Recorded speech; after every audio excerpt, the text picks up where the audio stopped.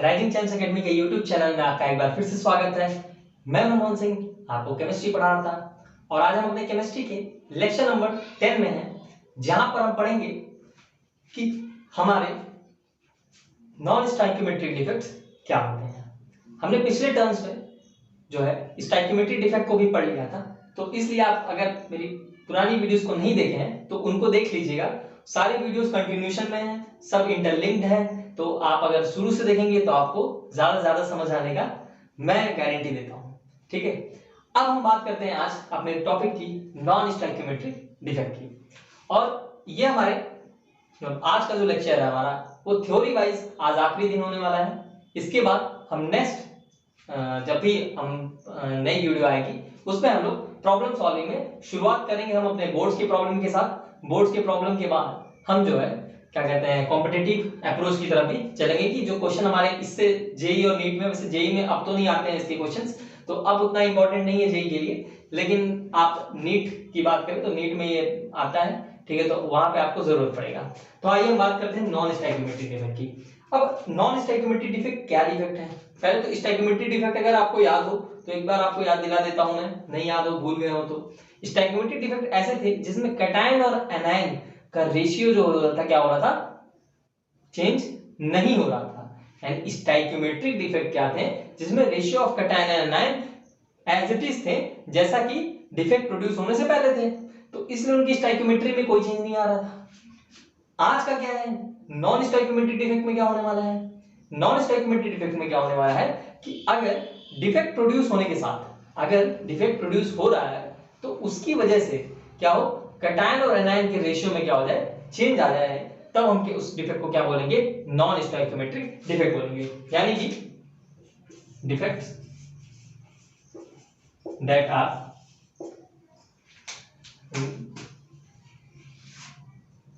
that results in change in ratio of cation and anion are called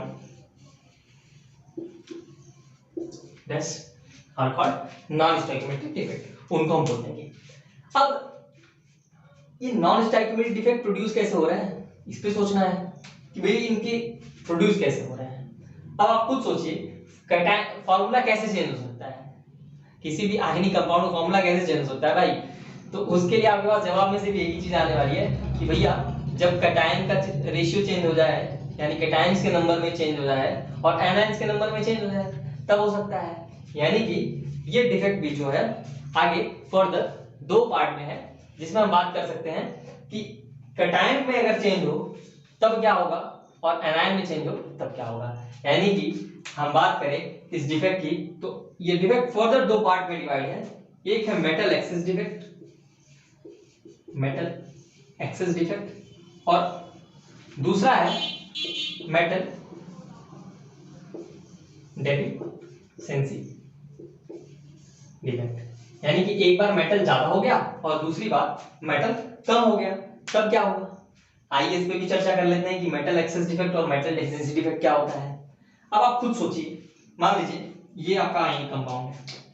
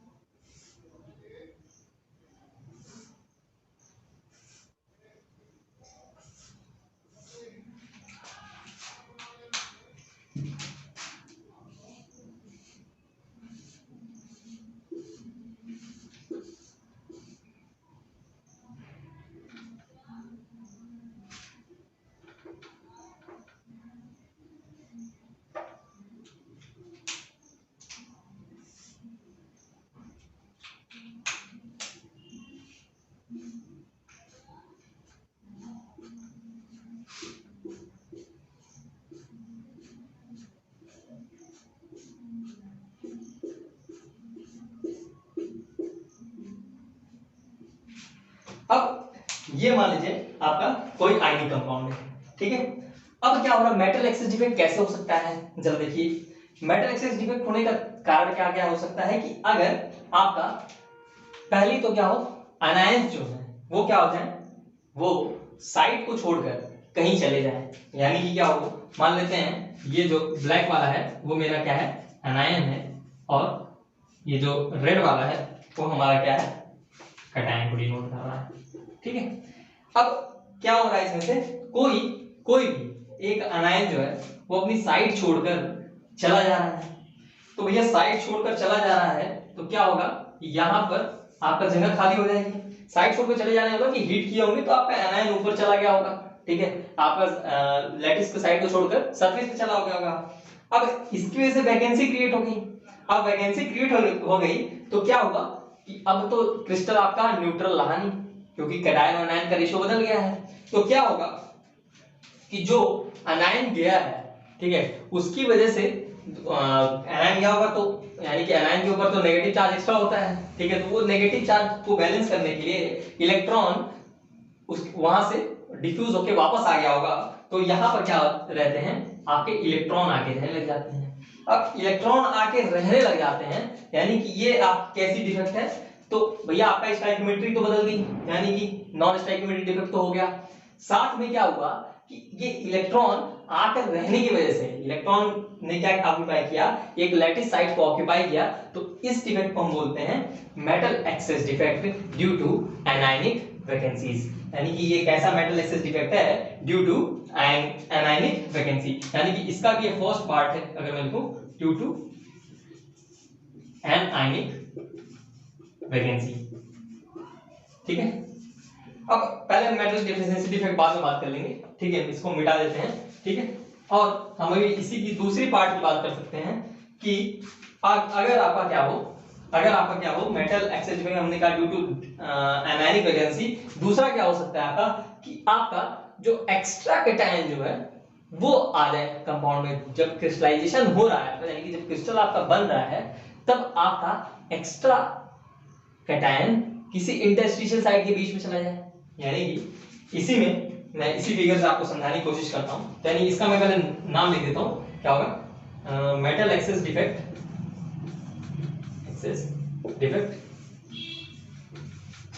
due to extra cation at interstitial sites. यानी कि extra cation present हो आपके interstitial site पे। Extra cation कैसे present होगा interstitial site पे, चलिए वो भी देख लेते हैं। एक्स्ट्रा कैटायन कैसे इंटरस्टिशियल साइट का मतलब क्या है भाई, सीधी सी बात है। इंटरस्टिशियल साइट का मतलब है आपका इन साइट्स के बीच में। ठीक है, ये साइट्स हैं, इनके बीच में जो जगह खाली है, वैसे जगह होती बहुत कम होती है, बहुत छोटा पॉइंट हमने पॉइंट्स के रेंज में पड़ा हुआ है। ठीक है, तो आपको ये देखने में भले बड़ा लग रहा हो, लेकिन ये बहुत छोटे होते हैं। ठीक है, तो आपका क्या है, कैटायन जो है क्या वो चला जाए आपका इसके इंटरस्टिशियल साइट, यानी जैसा फ्रेंकल डिफेक्ट हमने पढ़ा था। फ्रेंकल डिफेक्ट में भी क्या हो रहा था, वहां से आपका कोई भी एटम या आयन अपने साइट को छोड़कर इंटरस्टिशियल साइट पे चला जा रहा था। यानी कि कोई एटम या आयन अपने साइट को छोड़कर जा रहा था इंटरस्टिशियल साइट, इसीलिए ratio of cation and ion वहां पे चेंज नहीं हो रहा था। लेकिन यहाँ पे क्या है, यहाँ पे एक्स्ट्रा कैटायन आ जा रहा है। एक्स्ट्रा कैटायन आके किसी बीच वाले इंटरस्टिशियल साइट में आके बैठ गया है। अब एक्स्ट्रा कैटायन क्योंकि इंटरस्टिशियल साइट में बैठ गया है आकर, तो इसलिए अब स्टोइकियोमेट्री बदल जाएगी, नहीं बदल जाएगी?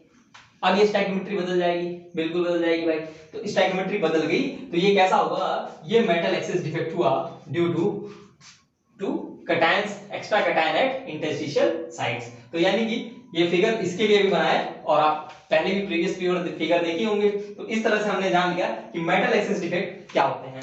और जो मेटल डेफिशिएंट डिफेक्ट होते हैं, जो ड्यू टू एनायनिक वैकेंसी है, उनको एफ सेंटर्स भी बोला जाता है। यानी कि आपका जब भी एनायन की वजह से वैकेंसी हो रही है, एनायन की जगह पर अगर इलेक्ट्रॉन आके रह रहे हैं, तो ऐसे डिफेक्ट को हम क्या बोलते हैं, एफ सेंटर्स बोलते हैं। कि वहां पे एफ सेंटर्स क्रिएट हो गए हैं। क्योंकि क्या होता है, जब भी आपका कहीं इलेक्ट्रॉन आके रहेगा, तो जैसे ही एनर्जी आप सिस्टम को देंगे, जैसे ही आप क्रिस्टल को एनर्जी मिलेगी, तो इलेक्ट्रॉन एक्साइट होगा।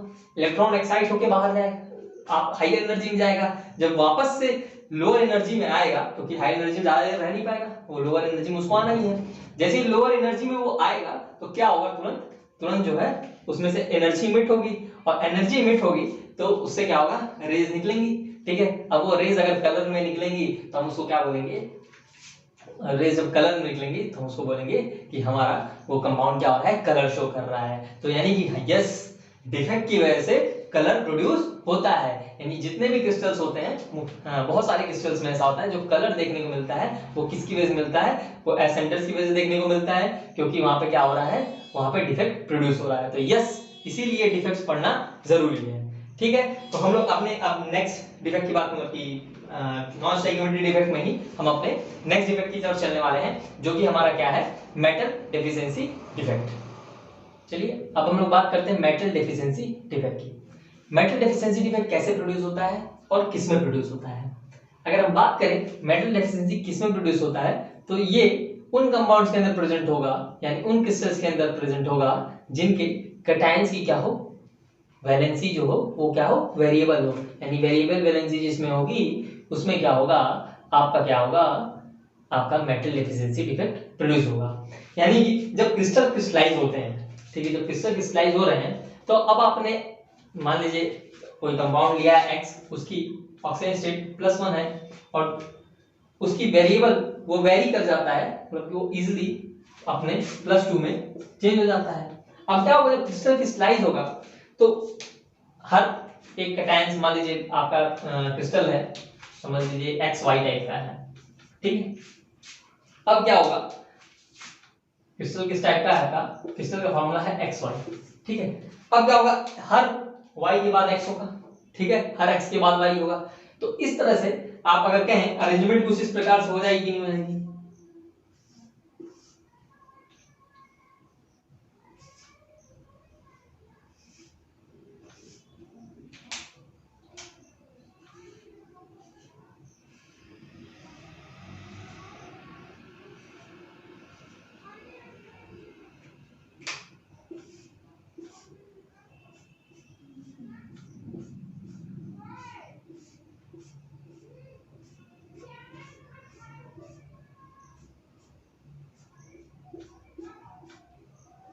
तो ये हो जाएगा। चलिए अब हम अगर बात करें, ये वाला जो है हमारा वो X+1 का कैटायन है, और ये रेड वाला हमारा क्या है, वो अनायन, यानी कि Y माइनस है। अब क्या होगा, मान लीजिए आपका जो +1 है, इसमें से कुछ +1 +2 में कन्वर्ट हो गया। अगर +1 +2 में कन्वर्ट हो गया है तो क्या करेगा भाई, वो +1 अगर +2 में कन्वर्ट हो गया है, तब क्रिस्टलाइजेशन से पहले की बात बता रहा हूं मैं, यानी कि ये आपकी साइड्स होंगी, ठीक है। अब जो ये ब्लैक वाला है वहां पे X+1 वाला जाने वाला है, और रेड वाले पे Y माइनस लगने वाला है। ये आपकी क्या है, आपकी क्रिस्टल की साइड्स हैं, ठीक है।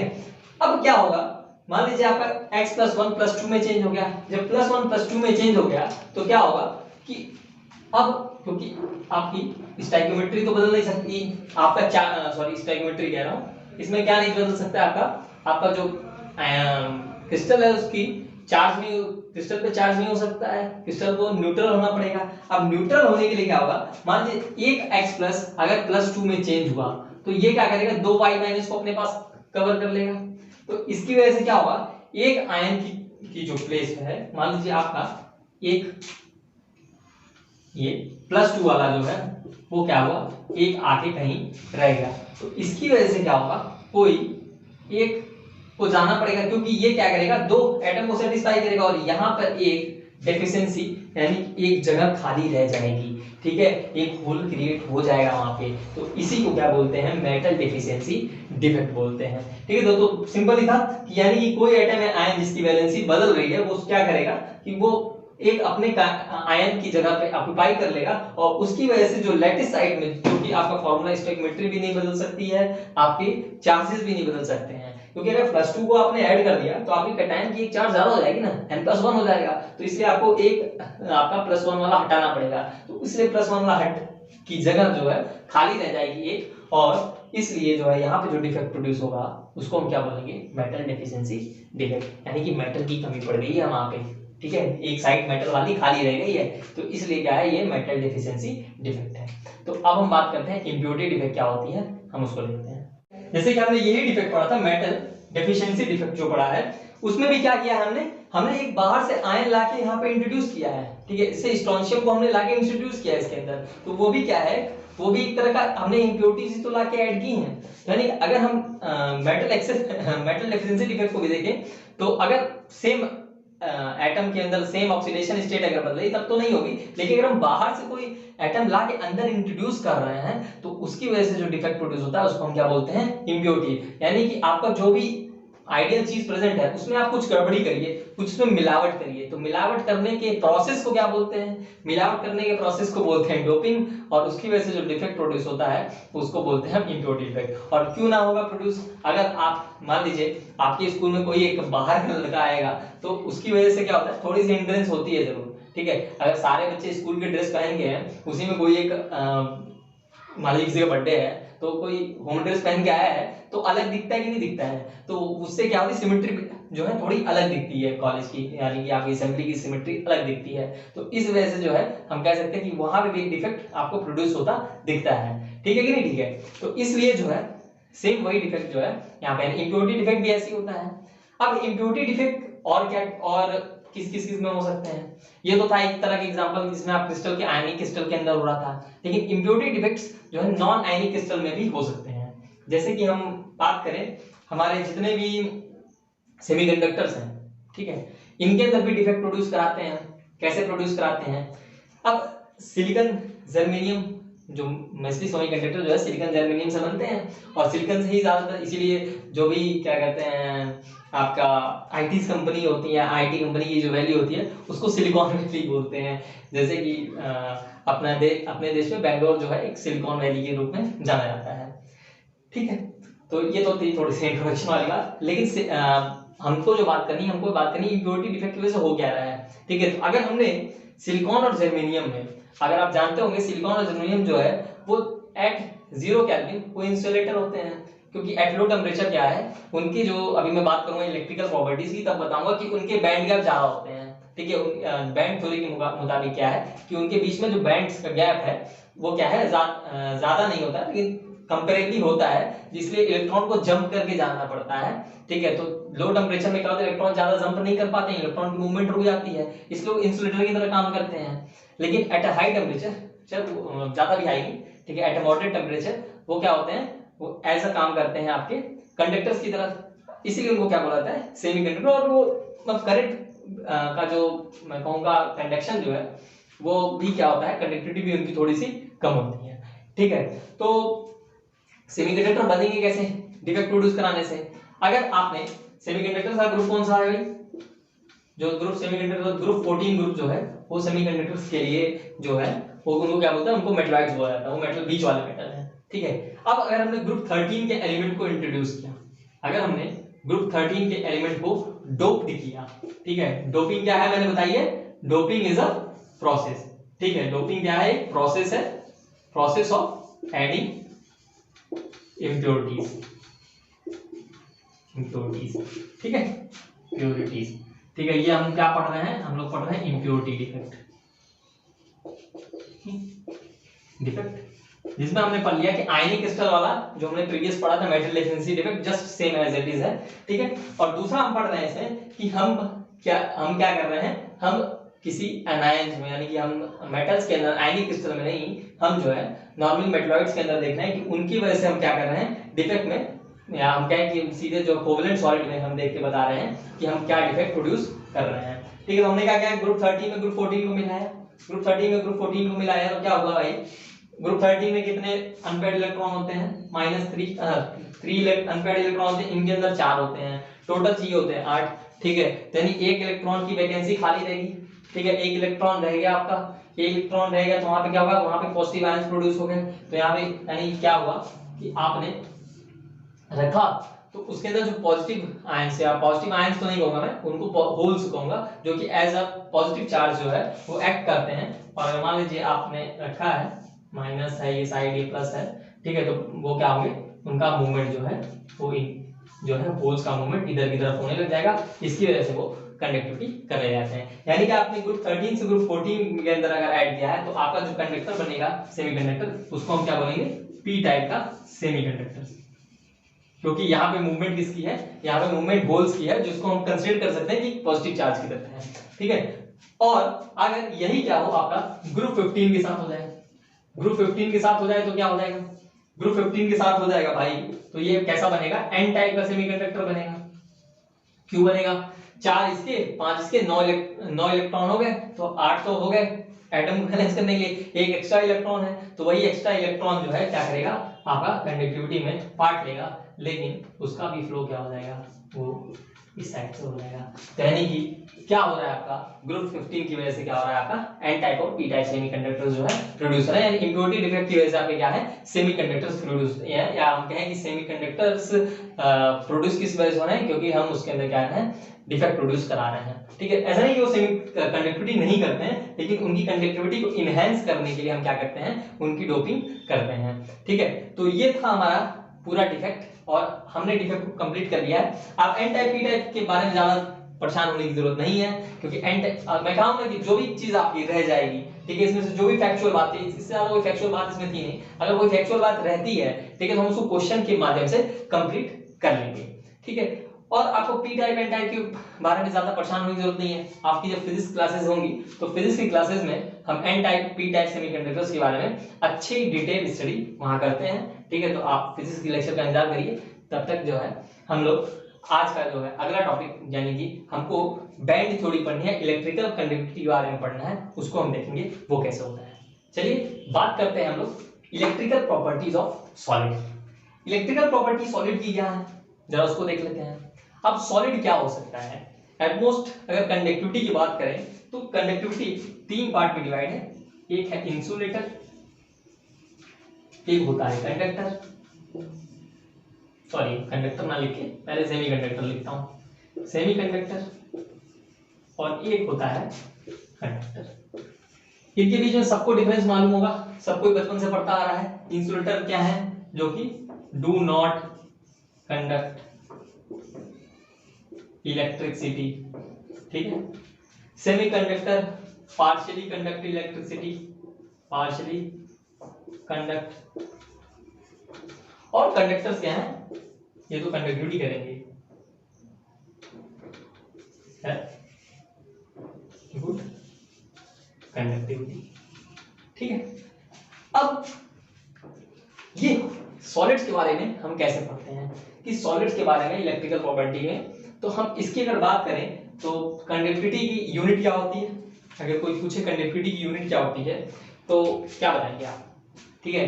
तो निकालना तो सीख सकते हैं, लेकिन वो नहीं बताऊंगा, वो बताऊंगा मैं आपका कंडक्टिविटी निकालने का जो भी यूनिट है, चाहे फॉर्मूला है, वो आपके चैप्टर 3 यानी कि हम इलेक्ट्रोकेमिस्ट्री में बात करेंगे। लेकिन यहाँ पे जान लीजिए, आपको आना चाहिए कि कंडक्टिविटी की यूनिट क्या होती है, वो क्या होती है, ओम इनवर्स मीटर इनवर्स।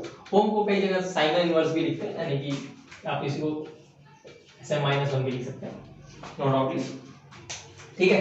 तो ये कंडक्टिविटी की टॉपिक हमारी यूनिट हो गई। अब क्या है कि रेंज अगर बात की गई, ठीक है, रेंज अगर बताया गया, ठीक है, कंडक्टिविटी की रेंज क्या है, इंसुलेटर्स क्या होंगे, इंसुलेटर वो होंगे जिनकी कंडक्टिविटी रेंज क्या होगी 10 टू पावर -20 से लेकर 10 टू पावर -10 तक होंगे, तो उनको क्या बोलेंगे हम, इंसुलेटर बोलेंगे। यानी किसी की कंडक्टिविटी अगर इनके बीच में आ रही है, ठीक है, तो हम इनको क्या बोलेंगे, इनको हम बोलेंगे इंसुलेटर, ठीक है। ये किसकी बेसिस से बोल रहा हूं मैं, ये मैं बोल रहा हूं आपका कंडक्टिविटी के डेटा के बेसिस पे, ठीक है। सेमीकंडक्टर क्या कहेंगे, कि जिनकी कंडक्टिविटी 10 टू पावर -7 से 10 टू पावर 4 साइमन इनवर्स के बराबर हो, तो क्या भाई ओम इनवर्स मीटर इनवर्स के बराबर हो, तो हम उसको क्या बोलेंगे, सेमीकंडक्टर बोलेंगे। और अगर आपका कंडक्टिविटी 10 टू पावर 4 से लेकर 10 टू पावर 7 के बीच में है, ठीक है, तो हम उसको क्या बोलेंगे, उसको हम बोलेंगे कंडक्टर। ये तो हमारा क्लासिफिकेशन, ये तो हम सब जान रहे थे, इसमें कोई बड़ी बात नहीं कि कंडक्टर सेमीकंडक्टर इंसुलेटर क्या होता है। लेकिन हमको पढ़ना है बैंड थ्योरी क्या कहती है, ठीक है, बैंड थ्योरी क्या कहती है, यानी कि हमें पढ़ना क्या है, हमारा टॉपिक क्या है कि बैंड थ्योरी कैसे इसको एक्सप्लेन करता है। तो बैंड थ्योरी बड़ा सिंपल से एक्सप्लेन कर देता है, ठीक है, सिंपली बहुत ही सबसे सिंपल आपको लगेगा कि इससे बढ़िया क्या है। बैंड थ्योरी कहता है कि आपके पास एक दो तरह के बैंड होते हैं, ठीक है। एक आपका कैसा बैंड होगा, नीला बैंड सॉरी नीला बैंड नहीं होगा, उसको हम बोलेंगे कंडक्शन बैंड बोलेंगे, कंडक्शन बैंड। और एक होगा आपका से बंद होता भाई, एक होगा आपका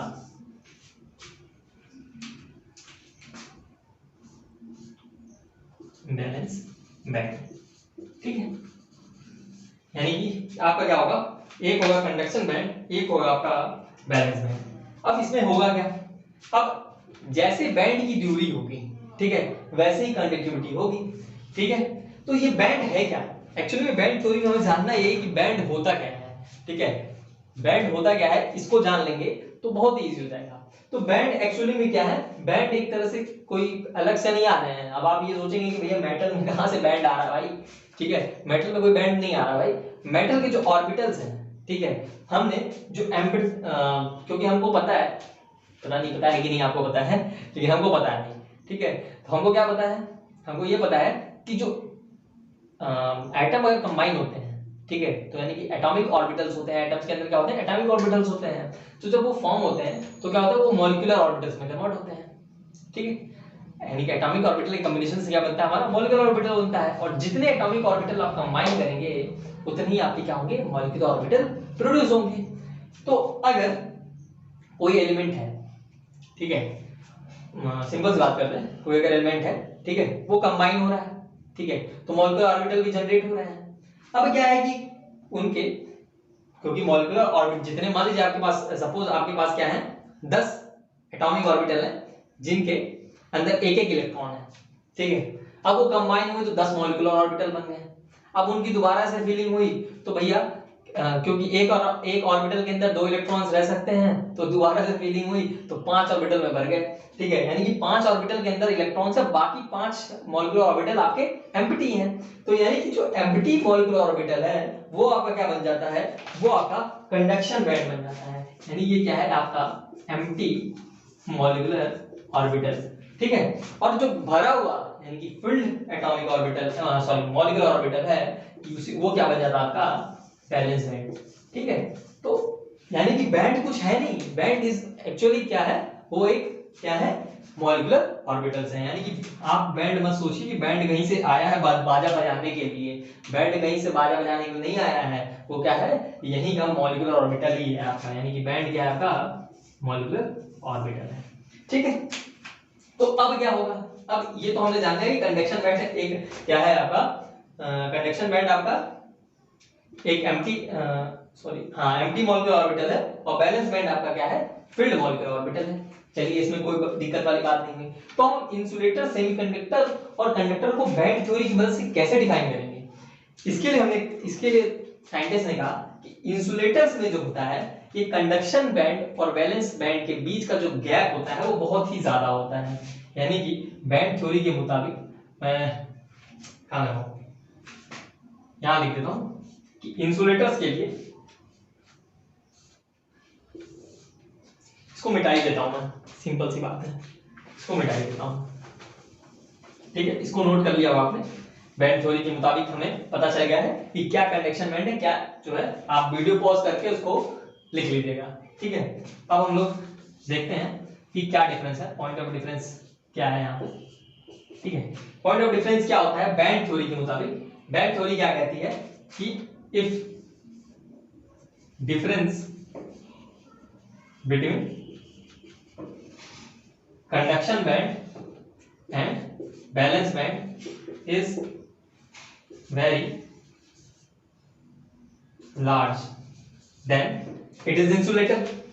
और अगर आपका डिफरेंस बिटवीन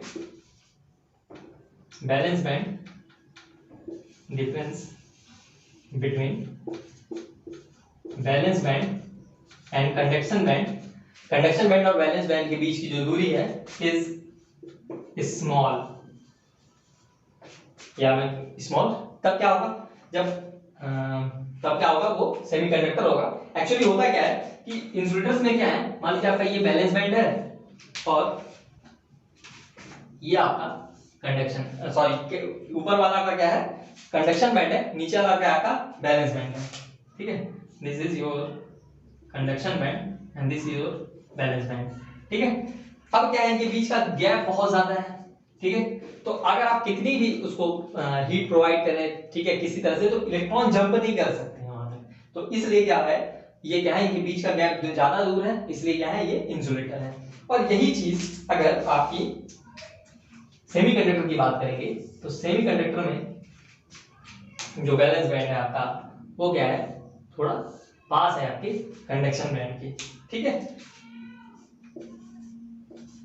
तो अब क्या है, जैसे ही आप थोड़ा सा टेम्परेचर हाई करेंगे, इसीलिए सेमीकंडक्टर्स के लिए क्या है, टेम्परेचर हाई करते हैं लो टेम्परेचर पे, क्योंकि इलेक्ट्रॉन को जंप उतना, इलेक्ट्रॉन को सफिशिएंट एनर्जी मिलती नहीं है कि वो जंप कर पाए, ठीक है। लेकिन एट हाई टेम्परेचर क्या होगा, इलेक्ट्रॉन जंप करने का चांसेस आपको इलेक्ट्रॉन का मिलेगा, आप आइए कूदिए इसमें, तो कंडक्टिविटी होगी। तो इसलिए क्या है, सेमीकंडक्टर जो है वो क्या है, अच्छे कंडक्टर है एट अ हाई टेम्परेचर, ठीक है। और कंडक्टर के साथ क्या है, कंडक्टर का बैंड जो है वो क्या है आपका, वो ओवरलैप्ड है, ठीक है। ओवरलैप्ड है भैया, तो क्या है आपका, वो एक अच्छा कंडक्टर है, ठीक है। तो इसलिए जो है आपका क्या है, डिफरेंस बिटवीन, आप समझ गए होंगे कि कंडक्टर वैलेंट बैंड थ्योरी के मुताबिक क्या है आपका, कि अगर आपका बैंड गैप ज्यादा है तो इंसुलेटर है, बैंड गैप मिनिमम है तो वो क्या है आपका सेमीकंडक्टर है, और अगर बैंड गैप ओवरलैप्ड है तो वो आपके क्या है, कंडक्टर है। तो ये बात हो गई हमारी इलेक्ट्रिकल कंडक्टिविटी की। अब हम बात करते हैं मैग्नेटिक फील्ड, या सॉरी मैग्नेटिक प्रॉपर्टीज की क्या हो। चलिए हम लोग बात करते हैं मैग्नेटिक प्रॉपर्टीज की, कि मैग्नेटिक प्रॉपर्टीज ऑफ सॉलिड्स क्या होती हैं, ठीक है। अगर मैग्नेटिक प्रॉपर्टीज की बात कर रहे हैं तो मैग्नेटिक इफेक्ट प्रोड्यूस कैसे हो रहा है, अगर कोई भी क्रिस्टल प्रेजेंट है तो उसके अंदर इलेक्ट्रॉन्स तो प्रेजेंट होंगे। अब इलेक्ट्रॉन का जो मोशन होता है, जब भी कोई इलेक्ट्रॉन का मोशन होता है, तो due to motion of rotatory motion and oscillatory motion of electron क्या होता है, आपका मैग्नेटिक इफेक्ट प्रोड्यूस होता है, और हम उसको पढ़ते हैं मैग्नेटिक मोमेंट के टर्म्स पे। अब क्या होता है, हमको मैग्नेटिक मोमेंट के टर्म पे तो हम डी ब्लॉक में पढ़ लेंगे कि कैसे मैग्नेटिक मोमेंट निकालते हैं, ठीक है। लेकिन इनके बेसिस पे तीन तरह के आपके मैग्नेटिक मटेरियल जो है वो प्रेजेंट होते हैं। एक्चुअली में 5 भी होते हैं, तो कहीं कहीं आप देखेंगे तो 5 भी देखने मिलेंगे। तो कौन कौन से होते हैं, पहला होता है डायमैग्नेटिक, ठीक है। दूसरा होता है पैरामैग्नेटिक, तीसरा होता है फेरोमैग्नेटिक, ठीक है। अब मैग्नेटिक डायमैग्नेटिक सब्सटेंस क्या होते हैं, ऐसे सब्सटेंस जिनको अगर मैग्नेटिक फील्ड में रखा जाए, ठीक है, तो क्या करेंगे, रिपेल करेंगे, ठीक है। यानी कि ये कैसे हैं, repel by magnetic field, magnetic field इन पे पड़ेगी तो ये रिपेल करेंगे, ठीक है। साथ में और क्या बात होगी, ये कैसे कंपाउंड्स के अंदर प्रेजेंट होंगे, ऐसे कंपाउंड्स के अंदर प्रेजेंट होंगे जिन पे क्या हो, अनपेयर्ड इलेक्ट्रॉन प्रेजेंट ही हो, यानी compound having no unpaired electron, ठीक है। पैरामैग्नेटिक की बात करते हैं, एग्जांपल अगर आप सोचेंगे तो टाइटेनियम ऑक्साइड लिख लीजिए, कोई अनपेयर्ड इलेक्ट्रॉन नहीं है, ठीक है। और पैरामैग्नेटिक में क्या होगा, अट्रैक्टेड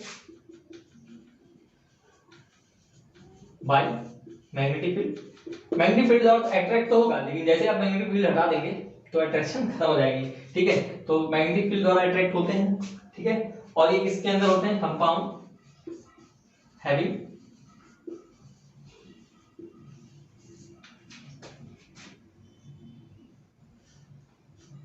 अनपेयर्ड इलेक्ट्रॉन, यानी कंपाउंड इन कंपाउंड्स के अंदर जिनके अंदर अनपेयर्ड इलेक्ट्रॉन प्रेजेंट होते हैं। एग्जांपल के तौर पर O2 एक पैरामैग्नेटिक कंपाउंड है, ठीक है। तो आप कह सकते हैं ये क्या है, ये पैरामैग्नेटिक सब्सटेंस है, ठीक है। चलिए बात करते हैं फेरोमैग्नेटिक की। फेरोमैग्नेटिक क्या होता है, फेरोमैग्नेटिक भी क्या होते हैं, अट्रैक्टेड बाय मैग्नेटिक फील्ड तो होते हैं, लेकिन साथ साथ में इनका क्या होता है, परमानेंट, खुद का परमानेंट मैग्नेटिज्म होता है, परमानेंट मैग्नेटिज्म। अगर आप मैग्नेटिक फील्ड हटा भी दें तब भी क्या है, इनके अंदर परमानेंट मैग्नेटिज्म प्रोड्यूस हो जाता है। ठीक है, तो इनके अंदर परमानेंट मैग्नेटिज्म की भी प्रॉपर्टी प्रेजेंट होती है। ये किन कंपाउंड्स के अंदर प्रेजेंट होती है? ये उन कंपाउंड्स के अंदर प्रेजेंट होती है जिनके अंदर अनपेयर्ड इलेक्ट्रॉन एकदम स्टैटिक वे में प्रेजेंट होते हैं। ठीक है, तो यानी कंपाउंड हैविंग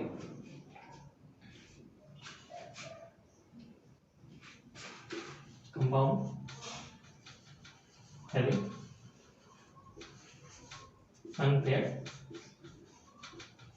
इलेक्ट्रॉन।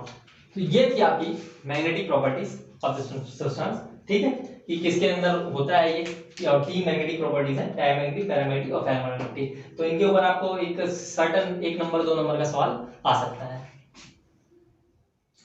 चलिए अब हम लोग बात करते हैं फेरोमैग्नेटिक, एंटी फेरोमैग्नेटिक और फेरीमैग्नेटिक में डिफरेंस क्या है। फेरोमैग्नेटिक वैसे भी हमने अभी पढ़ा ही था कि फेरीमैग्नेटिक में क्या है कि ये they are strongly attracted by magnetic field. तो क्या होता है कि फेरोमैग्नेटिक मटेरियल कैसे होते हैं कि अगर जब शुरुआत में इनको लेते हैं, जब ये प्रिपेयर होते हैं तो इनके इनका मैग्नेटिज्म की प्रॉपर्टी होती नहीं है, एक्चुअली में होता है, लेकिन जैसे आप देख रहे हैं स्मॉल, ये जो छोटे छोटे इनको हम डोमेन बोलते हैं, इन छोटे छोटे डोमेन का अलग अलग मैग्नेटिक मोमेंट होता है और total magnetic moment of substance इन्हीं का वेक्टर सम होता है। अब क्या होता है कि जब सब्सटेंस प्रिपेयर होता है तब क्या होता है कि उनके ये मैग्नेटिक मोमेंट का अलाइनमेंट, यानी कि इनका डायरेक्शन जो है ये कोई फिक्स नहीं होता है। ठीक है, कोई भी हर एक स्मॉल स्मॉल डोमेन जो है वो क्या है, वो दूसरे, उनका डायरेक्शन डिफरेंट डिफरेंट होती है, इसलिए जो है ये क्या है, इनका मैग्नेटिक मोमेंट डिफरेंट डिफरेंट होता है। अब उस समय जो है सब्सटेंस के अंदर परमानेंट मैग्नेटिज्म होता नहीं है। अब क्या होता है, जैसे हम इसको मैग्नेटिक फील्ड में रखते हैं तो क्या होता है कि सारे ही डोमेन एक तरफ अलाइन हो जाएंगे भाई, सारे डोमेन, क्योंकि हर एक जो डोमेन है वो एक मैग्नेट की तरह है। तो यानी कि अगर हम मैग्नेटिक फील्ड में रखेंगे तो साउथ वाला नॉर्थ की डायरेक्शन में हो जाएगा और नॉर्थ वाला जो है साउथ की डायरेक्शन में हो जाएगा। तो इस तरह से एक परफेक्ट अलाइनमेंट आपको देखने को मिल जाएगी।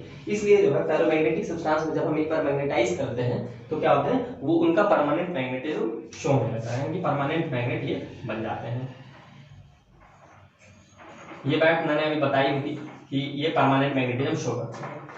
एंटी फेरोमैग्नेटिक सब्सटेंस के साथ क्या है, एंटी फेरोमैग्नेटिक सब्सटेंस का भी अगर हम स्मॉल डोमेन्स का को देखें तो हमको देख के लगता है कि इनका भी मैग्नेटिक मोमेंट बहुत ज्यादा होना चाहिए, लेकिन एक्चुअली में क्या होता है कि इनके तो जो अलाइनमेंट है, ठीक है, वो क्या होती है, एक दूसरे के अपोजिट हो जाती है, यानी कि इनका वेक्टर सम, तो देखने से तो लगता है कि इनका मैग्नेटिक मोमेंट बहुत हाई होना चाहिए, लेकिन इनका वेक्टर सम जो है वो क्या होता है, जीरो हो जाता है, इसलिए इनका नेट मैग्नेटिक मोमेंट क्या हो जाता है, जीरो हो जाता है, मैग्नेटिक मोमेंट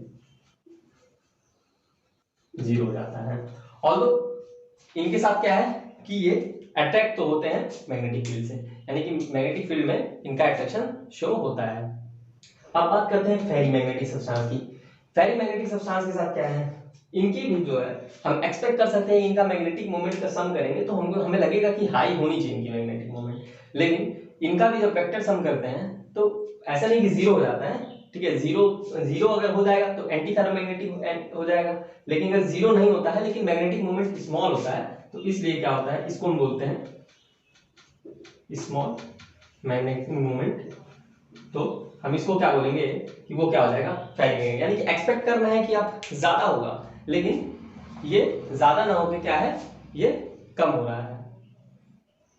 तो यानी कि क्या है, फेरीमैग्नेटिक सब्सटेंस में क्या है कि स्मॉल मैग्नेटिक मोमेंट है, इसमें जो एंटी फेरोमैग्नेटिक की मैग्नेटिक मोमेंट जीरो है, और फेरोमैग्नेटिक की क्या है, परमानेंट मैग्नेट होता है। एग्जांपल की बात करें तो आयरन एक हमारा क्या है, फेरोमैग्नेटिक सब्सटेंस है। आप आयरन को क्या कहते हैं, देखते ही होंगे, जब आयरन को मैग्नेटिक फील्ड में रखते हैं तो उसको हटाते हैं तब भी उसके अंदर मैग्नेटिज्म की प्रॉपर्टी रहती है, तो यानी आयरन इसका बेस्ट एग्जांपल है। ठीक है, फेरोमैग्नेटिक सब्सटेंस के लिए। ठीक है, एंटी फेरोमैग्नेटिक सब्सटेंस की अगर हम बात करें, एंटी फेरोमैग्नेटिक सब्सटेंस में तो मैग्नीशियम ऑक्साइड, आप एग्जांपल और भी देख सकते हैं। ठीक है, अपने बुक्स में देखेंगे तो आपको देखने को मिल जाएगा। और फेरीमैग्नेटिक सब्सटेंस की बात करें तो इसके लिए एग्जांपल के तौर पे आप मान सकते हैं जिंक हो सकता है, ठीक है, कॉपर हो सकता है।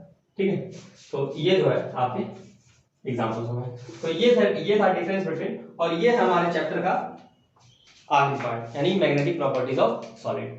अब हम लोग जब नेक्स्ट आएंगे तो हम क्या पढ़ेंगे, हम जो है पढ़ेंगे नहीं कुछ, हम क्वेश्चन सॉल्व करेंगे, हम डाउट सॉल्व करेंगे। और डाउट सॉल्व करने के लिए अगर आपको डाउट है तो आप डाउट अपने आप सेंड भी कर सकते हैं, और अगर नहीं तो आप क्या करेंगे, आप जो है हम लोग एनसीईआरटी से शुरू करेंगे।